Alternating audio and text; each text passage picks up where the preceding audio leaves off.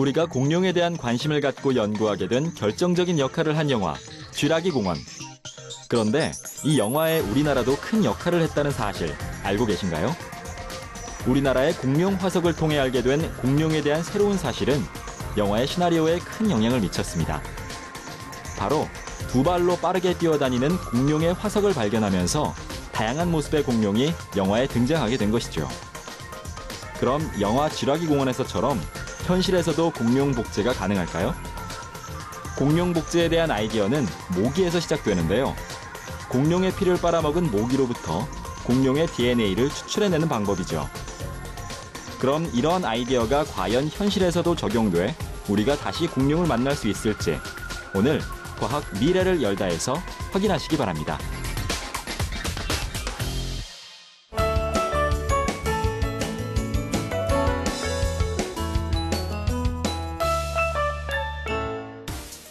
안녕하십니까. 과학 미래를 열다 이종호입니다. 오늘은 여러분과 공룡에 대한 이야기를 나누고자 하는데요. 공룡하면 영화 쥐라기 공원에서 봤던 거대한 공룡과 현재 우리가 흔히 접할 수 있는 공룡의 화석 발자국을 떠올리실 겁니다. 오늘은 이러한 공룡에 대한 좀 더 흥미로운 이야기를 나누고자 합니다. 우리는 몰랐던 우리나라와 공룡의 깊은 인연과 영화 쥐라기 공원 이야기의 현실성, 그리고 현재 이슈가 되고 있는 공룡 복제 등 공룡에 대한 새로운 사실을 아시게 될 겁니다. 그럼 지금부터 공룡의 세계로 떠나보겠습니다.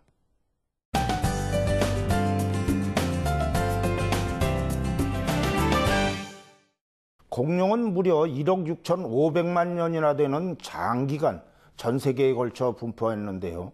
우리나라는 그 규모가 그리 크지 않음에도 공룡이 매우 많았습니다. 한반도 남해안 지역의 거의 모든 곳에서 공룡의 발자국이 발견되죠. 우리나라는 세계 3대 공룡 발자국 화석 지역의 하나로 꼽히는데요. 따라서 공룡 천국으로도 불리기도 합니다. 특히 경남 고성과 진주, 경북 의성을 비롯한 경상도 일대와 전남, 해남 등지에서 공룡 발자국이 집중적으로 발견되는데요. 이는 이 지역들이 두꺼운 퇴적암 지층으로 이루어져 있기 때문입니다. 중생대 백악기, 즉 지금으로부터 약 1억 년 전부터 8천만 년 전 사이 얕은 호수에서 형성된 지층인 것이죠. 우리나라에서는 공룡의 발자국은 많이 발견되는 반면 완전한 형태의 공룡뼈 화석은 발견되지 않고 있는데요. 그 이유로는 여러 가지가 있습니다. 먼저 우리나라는 화석의 퇴적 과정에서 물에 휩쓸려 이동하는 일이 자주 있었기 때문이죠. 따라서 공룡의 뼈 화석이 보존되는 것이 쉽지 않았던 것입니다. 또한 공룡 생존 당시 한반도는 온난다습하고 안정되어 살기 좋은 장소였는데요. 생물이 살기 좋은 장소는 죽어서 그 시체가 보존되기에는 어려운 것입니다. 즉 골격이 화석으로 보존되려면 동물의 시체가 즉시 퇴적물 속에 매몰되어 다른 생물의 분해 작용에서 벗어나야 하는데요. 당시 한반도는 동물이나 미생물의 번식이 왕성했기 때문에 이들이 공룡 시체를 공격했고 공룡 시체는 분해되어 버린 것이죠. 자연 미라가 발견되는 곳이 사막이나 빙하 속이라는 것을 생각하면 공룡이 우리나라에서 뼈채 발견되지 않는 이유가 이해되실 겁니다. 그동안 우리나라 공룡학자들의 노력으로 우리나라에서 살았던 수많은 공룡들의 이름을 알아냈는데요.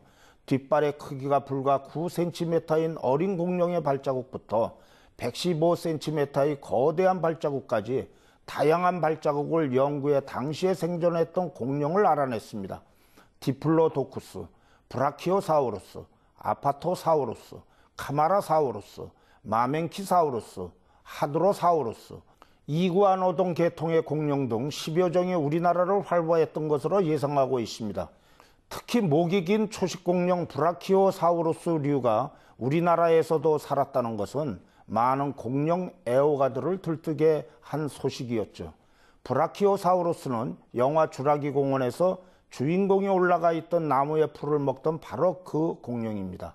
길이가 23에서 30m, 높이 12m, 무게는 30에서 80톤 정도나 되는 거대한 공룡이죠. 또한 우리나라 공룡 유산 중에서 흥미 있는 것은 바로 수각류의 흔적인데요. 수강료는 두 발로 달리며 중생대의 육지를 지배했던 힘있는 포식자로 알려져 있습니다. 수강류 가운데 잘 알려진 공룡은 벨로키랍토르와 데이노니쿠스인데요. 이들은 영화 주라기 공원에서 랩터라는 포악한 약탈자로 등장했죠. 북한에서도 평안북도와 경북 의성에서 온전한 공룡뼈 화석을 발견했는데요. 공룡의 대퇴골을 포함해 뼈 5개가 출토되었고 묻혀있는 뼈도 확인됐습니다. 지금까지 우리나라가 공룡 천국으로 불리게 된 이유에 대해서 알아봤는데요. 공룡은 우리나라와 특별한 인연을 맺고 있는 아주 가까운 동물입니다. 전 세계 대중이 공룡에 대해 관심을 갖게 된 것은 영화 주라기 공원의 역할이 컸는데요. 그럼 지금부터 주라기 공원의 이야기가 실제 현실에서도 가능한지 자세히 알아보겠습니다.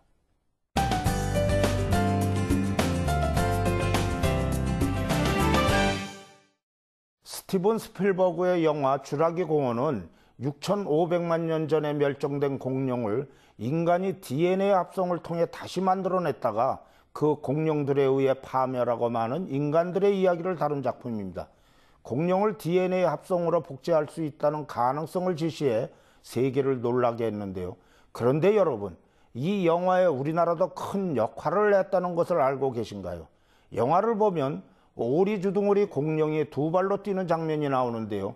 이 장면은 우리나라에서 발견된 공룡의 화석 발자국에 큰 목을 했습니다. 과거에는 공룡이 아주 천천히 네 발로 걷는다고 생각했는데요.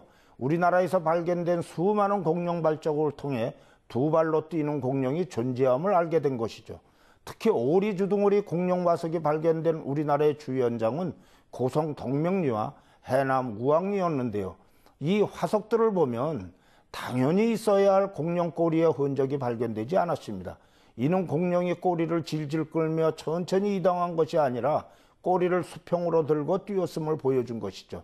또한 우리나라에서 발견된 오리주둥어리 공룡 발자국의 화석은 공룡이 매우 빨리 뛰었다는 결정적인 자료도 제공했는데요. 이는 발자국의 보폭으로 유추할 수 있었습니다. 주라기 공원의 촬영이 상당 부분 진행됐을 때 스필버그는 한국에서 발견된 공룡 발자국을 통해 어떤 공룡들은 매우 빠른 속도로 뛰었다는 사실을 알게 되었는데요. 그는 이 사실에 충격을 받고 곧바로 영화의 시나리오를 바꿔 공룡이 뛰는 새로운 장면을 삽입했다고 합니다. 영화 주라기 공원에서의 제작에 우리나라가 한몫한 것이죠. 그럼 이번에는 정말 영화 주라기 공원처럼 공룡의 복제가 가능한지 알아보겠습니다. 주라기 공원에서 선보인 공룡 복제 아이디어는 매우 단순한데요. 이 아이디어는 모기에서부터 시작됩니다.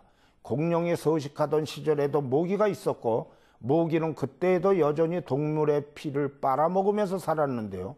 그런데 공룡의 피를 빤 모기가 나뭇가지에 앉아서 한가라의 휴식을 취하다가 나뭇가지를 타고 흘러내리는 점액질 수액에 포획됩니다.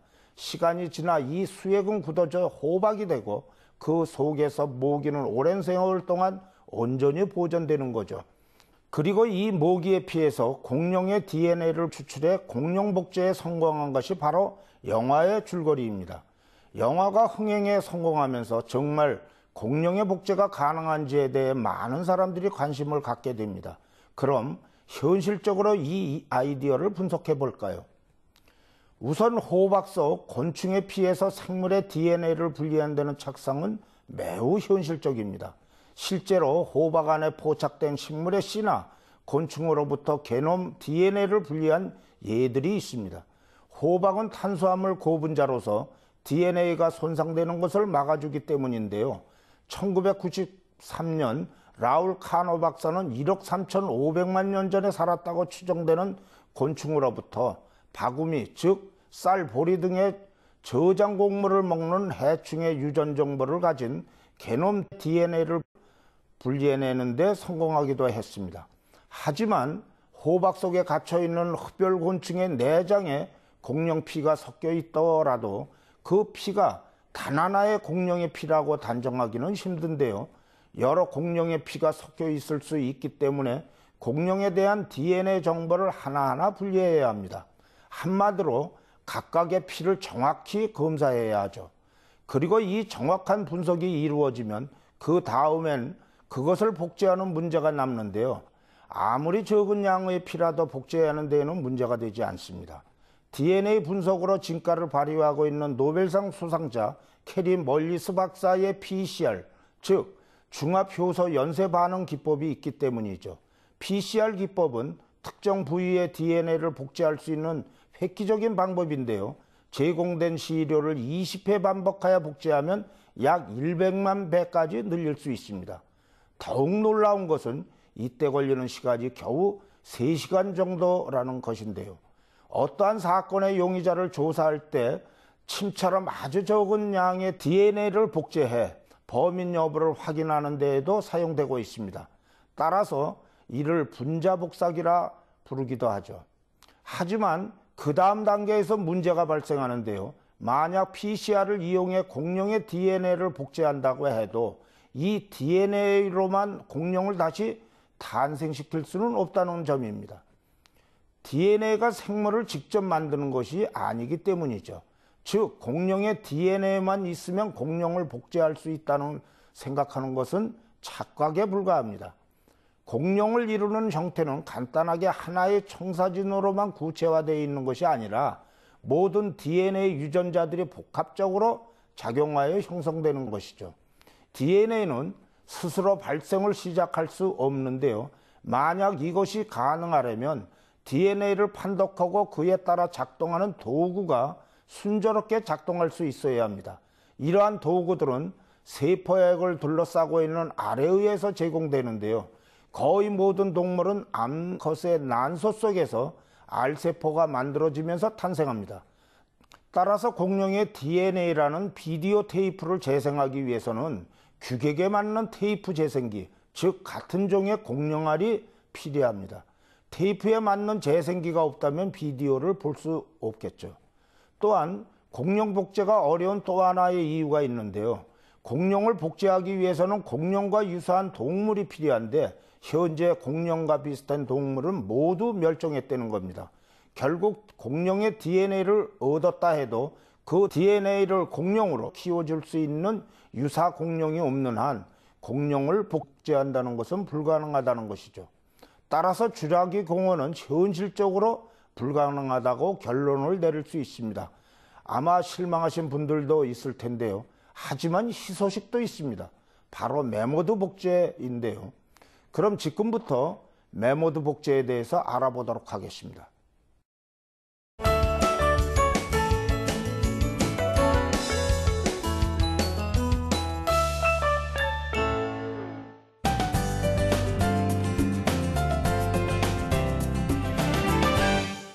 약 480만 년 전부터 대체로 1만 년 전까지 존재했던 포유류이며 코끼리의 사촌이라고도 불리는 메모드는 최종 빙하기에도 지구상에 살다가 약 1만 년 전에 거의 멸종했다고 알려져 있는데요.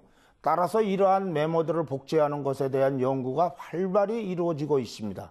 메모드 복제는 공룡과는 달리 상당한 현실성을 갖고 있는데요.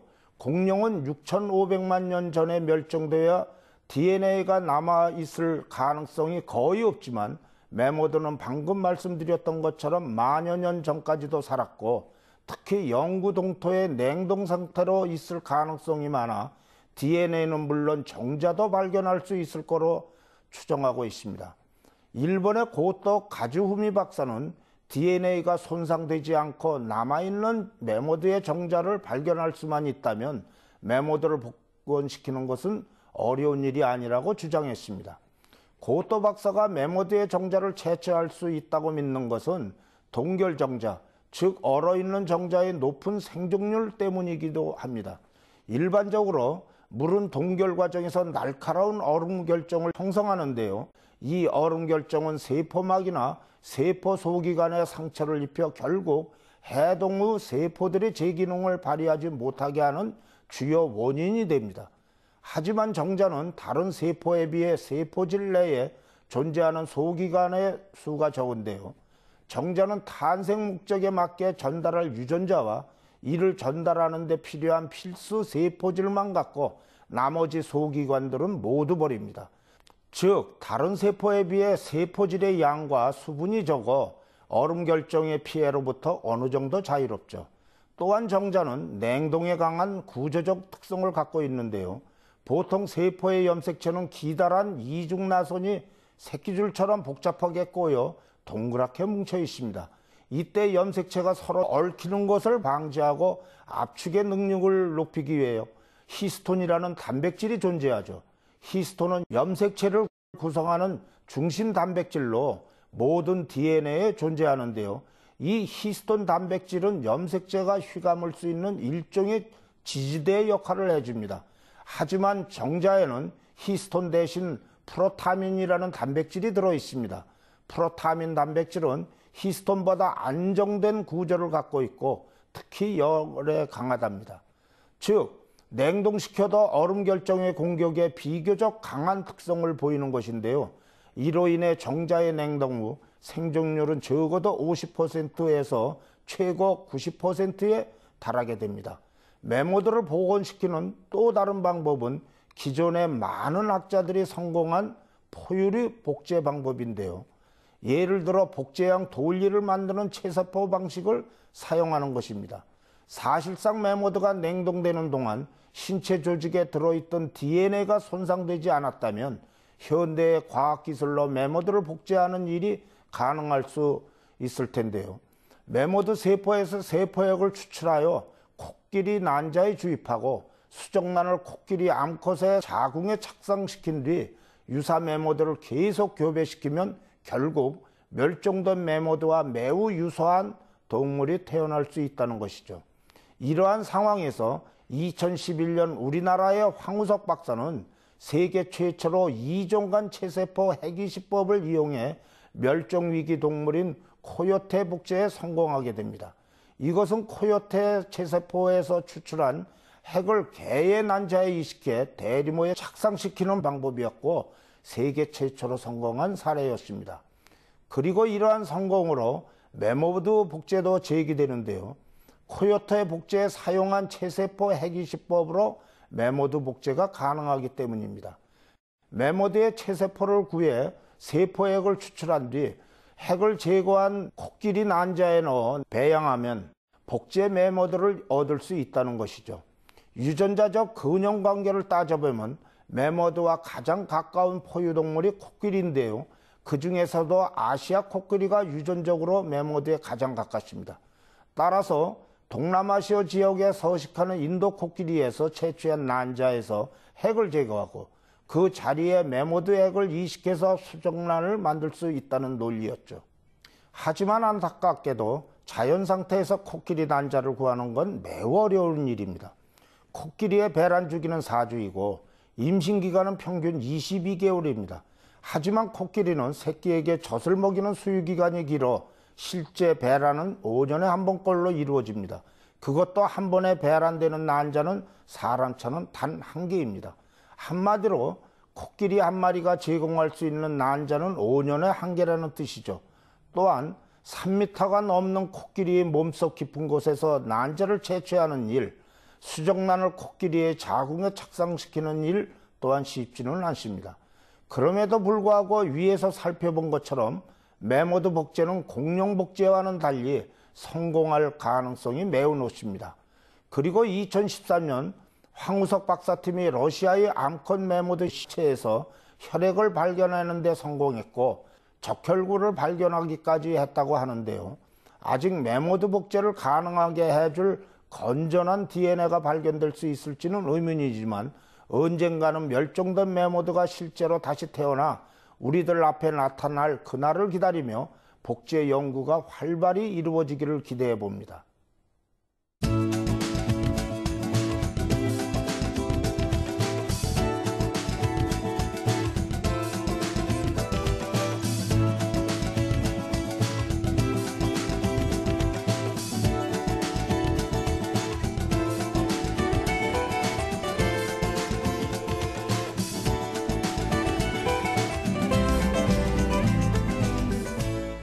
오늘은 여러분이 과거의 동물로만 여기던 공룡과 메모드를 다시 만날 수 있는지에 대해 알아봤는데요. 현대 과학기술이 많이 발전했지만 아직 복제라는 기술은 여전히 조심스러운 것이 사실입니다. 하지만 끊임없이 옛 생물을 복원하고자 하는 노력은 계속될 텐데요. 과학자들뿐 아니라 여러분들의 깊은 관심도 필요할 것입니다.